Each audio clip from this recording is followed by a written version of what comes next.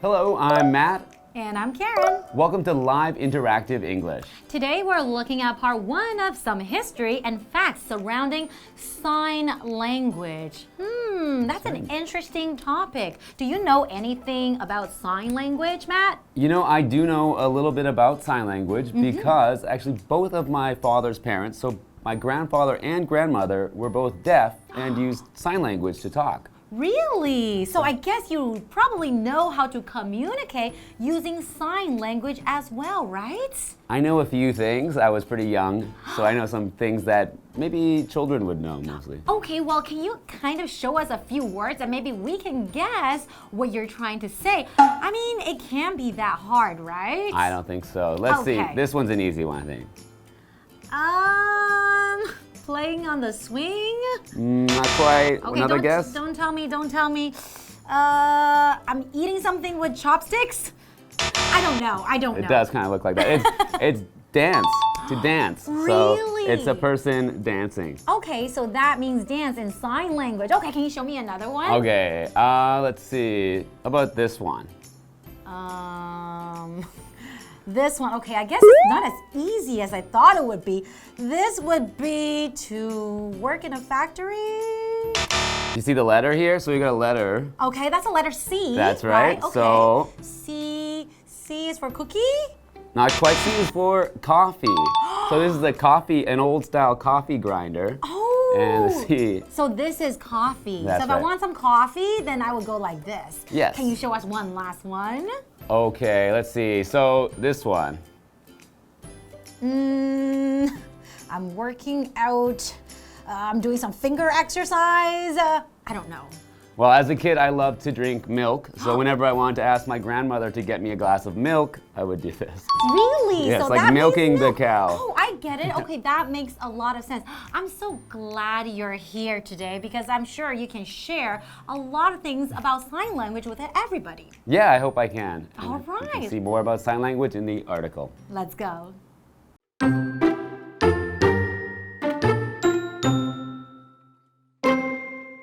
Thanks to the invention of sign language, deaf people can easily communicate with others. Here's a brief look at the development of this language system. Deaf and dumb. Long ago, spoken language was thought to be the only channel for education. Therefore, deaf people were assumed to be incapable of learning. This belief gave rise to the phrase deaf and dumb. As a result, deaf people were often looked down on and denied basic human rights. Monks and priests to the rescue. In the 16th century, a Spanish monk, Pedro Ponce de Leon, began paving the way for sign language. He created a method for teaching deaf people to communicate by taking inspiration from hand gestures used by monks during moments of silence.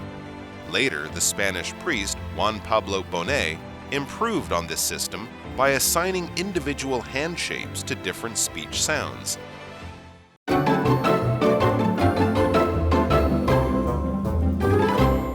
So we're looking at part 1 of some history and facts surrounding sign language today, right, Matt? That's right. So we know that sign language is actually a way for people who cannot speak to communicate. They use their body, they use their gesture to tell people what they need and express their ideas. That's right. And let's learn more about sign language. All right.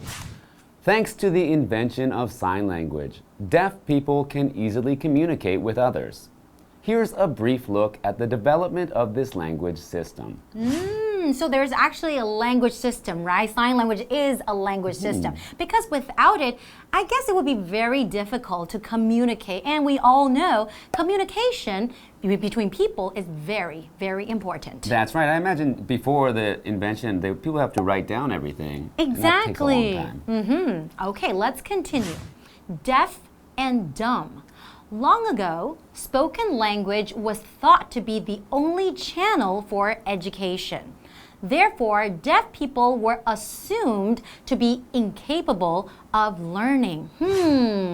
So we have the first vocabulary word here, assume, right? That's right. Our first word is assume, and it's a verb.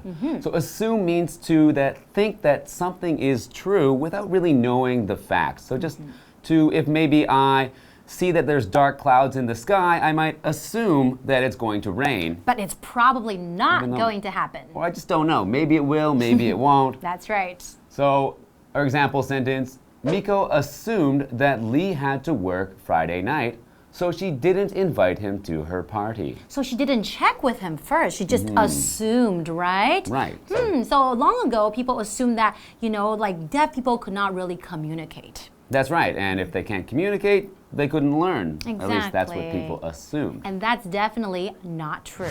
This belief gave rise to the phrase deaf and dumb. As a result, deaf people were often looked down on and denied basic human rights. So what does it mean when people say you're being looked down on? Well, if you think of it as someone standing up somewhere higher than another person, you're looking down because you're at the better place. You're better than the people below you. So they think they're better than the people, better than deaf people, right? Yeah, so they're looking down on deaf people. They think that they're not equal. They're not at the same place. Which is not right, because I believe everyone should be equal, and they also mentioned they were denied basic human rights. So when they say denied basic human rights, maybe they're talking about the right to education, maybe they weren't allowed to go to school, or maybe freedom of speech, they weren't allowed to, express their opinions or thoughts. That's right. I think that's the kind of things that they were being denied. So let's continue with the article. Monks and priests to the rescue. And that's actually our next vocabulary word, which is a noun, and it's rescue. That's right. So to rescue means to save or to keep someone from some kind of danger or to help someone in a way. So I don't think in this case that the deaf people were in danger, but they needed help. They needed to be rescued. So the example sentence, the firemen came to the rescue of the cat that was stuck in the tree. Aw, nice fireman. In the 16th century, a Spanish monk, Pedro Ponce de Leon, began paving the way for sign language. He created a method for teaching deaf people to communicate by taking inspiration from hand gestures used by monks during moments of silence. Oh, okay. So that's how it started in the first place. Right. So many of those monks take an oath of silence or for a period of time where they will not speak. That's right. And so they still need to communicate in that time. So okay, so it was inspired by that. I think so. The article continues. Later, the Spanish priest Juan Pablo Bonet improved on this system by assigning individual hand shapes to different speech sounds. Okay, so that's how it developed through time, right?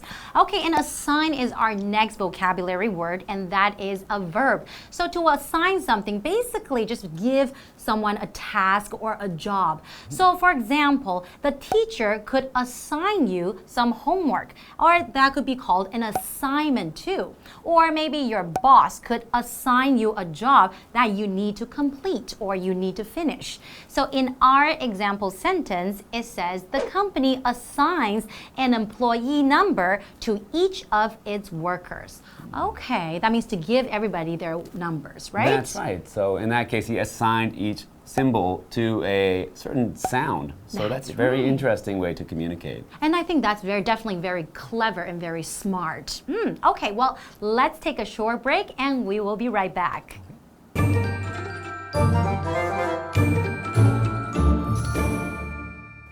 Hello， 大家好，我是 Hanny。这2天的课程是关于手语 （Sign Language）。那么手语的发明让听障者可以容易跟别人沟通，我们就来看看这种语言系统的发展。在很久以前，口说语言被认为是唯一的教育管道，那么因此聋人普遍被认为没有学习能力。那这样的看法就产生了 deaf and dumb 又聋又哑的这个词。结果聋人经常受到轻视，也被剥夺基本人权。那在16世纪的时候，一位西班牙僧侣从沉默静修的时候，他们所用的这个手势汲取灵感，创造出一种教导聋人沟通的方法。那后来再经由一位神父把它改良这套手语系统，为不同的语音赋予了个别的手势。好，文中用到 silence， 在这边它是指沉默静修那种静默的意思，这是中世纪常见的灵修方式。好，那补充一下 ，take a vow of silence， 它表示立誓守静、立誓静默。这个 vow V-O-W 就有誓言的意思。那有一个意思相近的字是 oath。O-A-T-H， 它可以表达誓言、誓约。好，那我们课文单字 assume 是动词，可以表达想当然的认为怎么样，假定怎么样。那文中段落的小标题，它写说 monks and priests to the rescue。我们来看 rescue 这个字当名词，它就可以表达救助、救援。To the rescue 就是 come to the rescue 的省略，用来表达说是前来救援的意思。那下一个单字 assign 呢，它是动词，可以表达赋予、给予，像是给予可能特定的价值啊、身份等等。不过这个字也常常用来指分配、指派。我们在后面加上 ment 构成名词 assignment， 就可以表达分派的任务啊、工作，或者是指作业、功课。那这通常是指说在一段期限内完成的作业，而不是像 homework 通常是当天完成的那种家庭作业哦。好，这边3个重点，我们进入文法时间。好，来看第一个重点是 think 表示认为的用法。那第一种句型我们可以用 people think 加上 that 子句。第二个用法是 it is thought 加 that 子句。那我们也可以把这个 that 子句当中的主词移到句首，然后动词改成被动，后面再接不定词 to be。所以第3个句型就是主词加上 be thought to 再加原形动词。以上这3个句型呢，我们都可以表达一般认为怎么样，或者是某人或某事物被认为怎么样。举例来说 ，People think that he is one of the greatest scientists ever。也可以说 It is thought that he is one of the greatest scientists ever。还可以说 He is thought to be one of the greatest scientists ever。一般认为他是有史以来最伟大的科学家之一。那另外补充 think of 受词。as 名词或形容词，可以表达认为某人或某事物是怎么样的。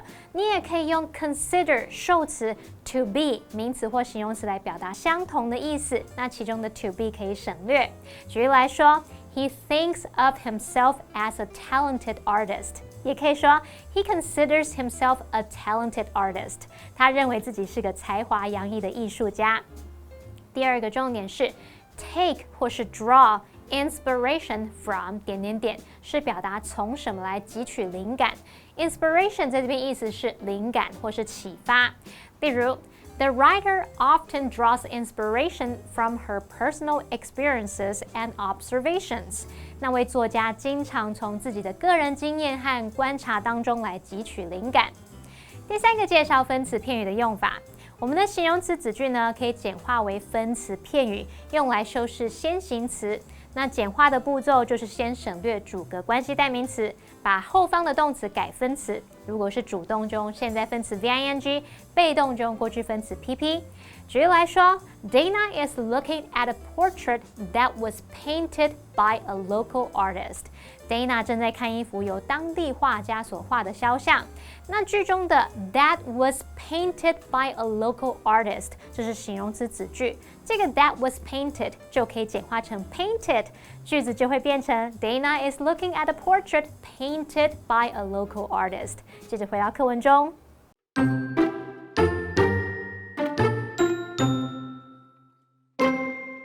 Deaf education.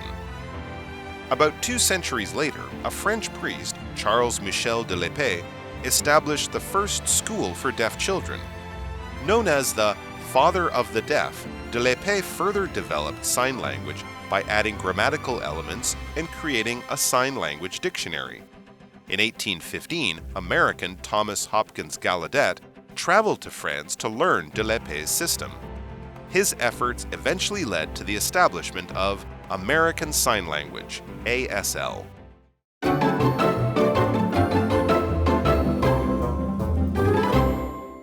Welcome back, everyone.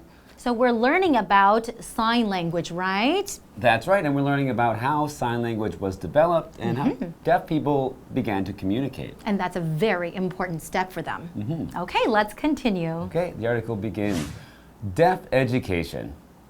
About 2 centuries later, a French priest, Charles-Michel de l'Épée, established the first school for deaf children. Wow, so that's definitely great news for them because they weren't able to, they didn't have the right to education before, so they didn't go to school at all, right? That's right. So now that he's established this school, now they can begin to learn. Exactly. Known as the father of the deaf, de l'Épée further developed sign language by adding grammatical elements and creating a sign language dictionary. And I think it's very important because then they can really express themselves fully instead of just using like words or, simple vocabulary. Sometimes you want to express a little bit more, right? That's right. So he gave them grammatical structure. So that brings us to our vocabulary word, which is an adjective, and it's grammatical. Grammatical is an adjective which means anything having to do with grammar. Now, grammar is how we form sentences. So the rules about how you form sentences in a language. That's right. So in this sense, it's a new language, it's sign language. So our example sentence, Judy almost got a perfect score on the English test, but she made a grammatical error on the final question. So she probably got some marks deducted because of the grammatical error, right? That's right. And of course, your grammar is very important on an English test. Because I think then you can really express yourself precisely, right? Okay, so let's continue. In 1815, American Thomas Hopkins Gallaudet traveled to France to learn de l'Épée's system. Okay, so I guess I can definitely see why people will want to go and learn this system because it would definitely benefit many, right? Right, so I think he probably wants to learn that system to help people in his own community. Definitely. His efforts eventually led to the establishment of American Sign Language, ASL. So American Sign Language, we can also say ASL, right? And we have a vocabulary word here, establishment. And an establishment is a noun. Basically, it just means the act of starting something that will last for a long time. So maybe an establishment of a church, the establishment of a school. Okay, so in our example sentence, Mr. Leonard is responsible for the establishment of several schools in the poorer areas of the city. Wow, so maybe he started some schools in the poorer area of the city, Yeah, right? sounds like Mr. Leonard is a good man. Definitely. Interesting talking about deaf schools. I'm very grateful that we have deaf schools because I wouldn't be here if we didn't. Why? Well, my grandfather and grandmother actually met each other in a deaf school. Really? Okay, that's really interesting. I'm really grateful that, we have schools like that for deaf people because then they can really learn to communicate with other people and maintain their quality of life, right? Yeah, I think it was very good for both of them, and now I'm here. That's right. We learned quite a lot about sign language today. Well, I guess we'll have to learn more in part 2. I hope so. See you guys next time.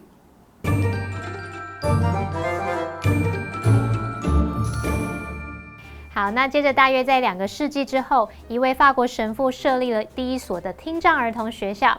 他借由加入了语法元素和创立手语字典来进一步发展了手语。那么1815年呢，一位美国人就前往法国学习那位神父所创立的手语系统，最后促使了美国手语的建立。我们最后来看单字 grammatical， 它是形容文法的、语法的。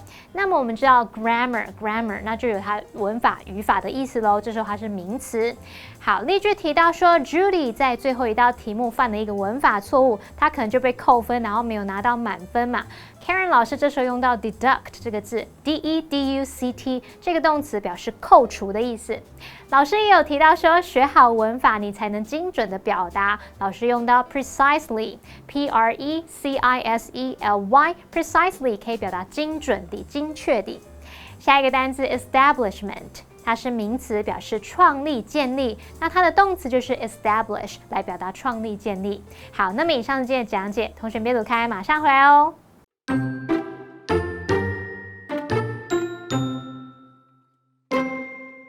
Thanks to the invention of sign language, deaf people can easily communicate with others. Here's a brief look at the development of this language system. Deaf and dumb. Long ago, spoken language was thought to be the only channel for education. Therefore, deaf people were assumed to be incapable of learning. This belief gave rise to the phrase deaf and dumb. As a result, deaf people were often looked down on and denied basic human rights. Monks and priests to the rescue. In the 16th century, a Spanish monk, Pedro Ponce de Leon, began paving the way for sign language. He created a method for teaching deaf people to communicate by taking inspiration from hand gestures used by monks during moments of silence. Later, the Spanish priest Juan Pablo Bonet improved on this system by assigning individual hand shapes to different speech sounds.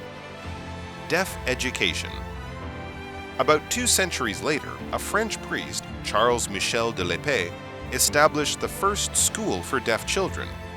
Known as the Father of the Deaf, de l'Épée further developed sign language by adding grammatical elements and creating a sign language dictionary. In 1815, American Thomas Hopkins Gallaudet traveled to France to learn de l'Épée's system. His efforts eventually led to the establishment of American Sign Language, ASL.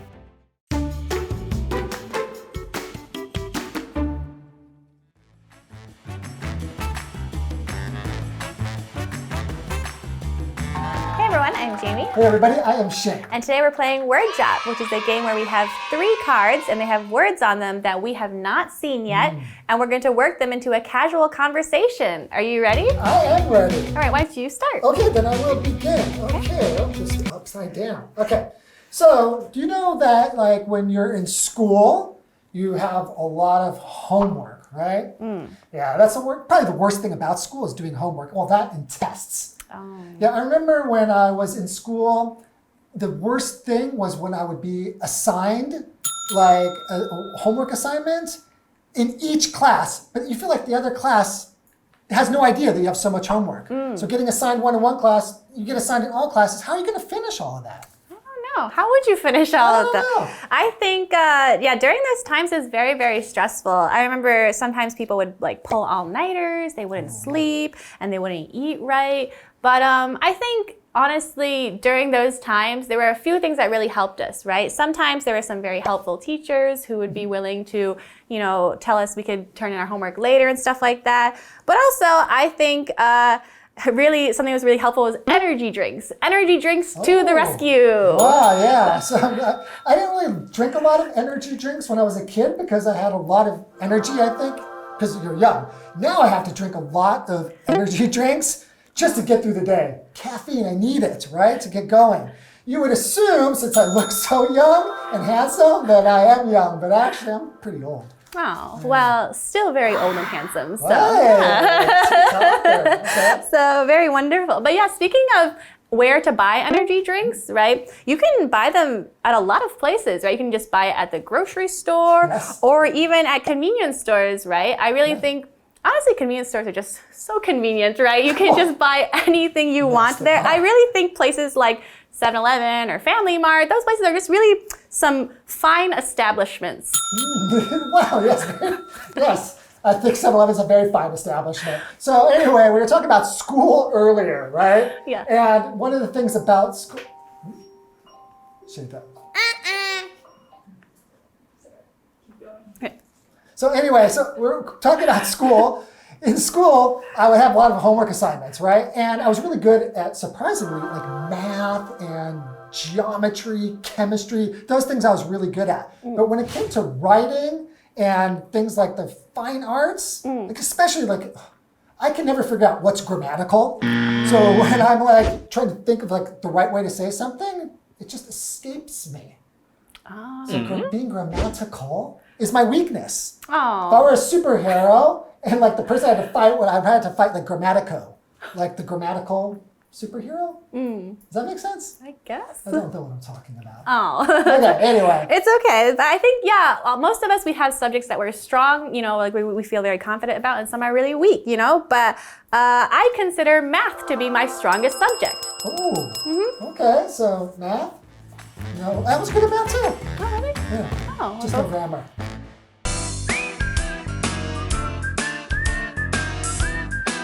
See you next time.